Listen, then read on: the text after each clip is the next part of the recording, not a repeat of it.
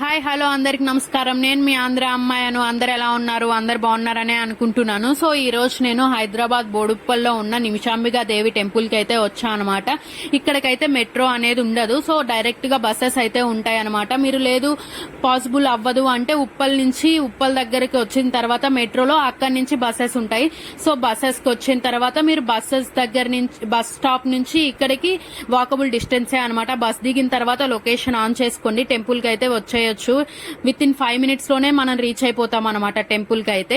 So ఇక్కడ ప్రత్యేకత ఏంటి అంటే గజస్తంభం ముందు నించొని అమ్మవారిని చూస్తూ ఒక కోరికను కోరుకొని గుడి చుట్టూ 16 ప్రదక్షిణలు చేస్తే ఆ కోరిక అనేది 24 గంటల్లో గాని 21 రోజుల్లో గాని నెరవేరుతుంది అని చెప్పి భక్తుల నమ్మకం అనమాట.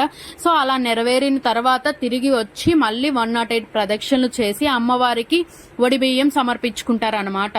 సో ఇక్కడ నిమిషాంబికా దేవే కాకుండా టెంపుల్ లోపల సాయిబాబా, ఇంకా శివుడు, ఆంజనేయ స్వామి, నాగమయ్య ఇలా డిఫరెంట్ దేవుళ్ళు కూడా ఉంటారనమాట.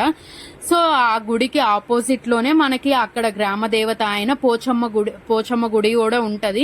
సో అక్కడ కూడా అమ్మవారు చాలా అంటే చాలా మంచిగా ఉన్నారనమాట.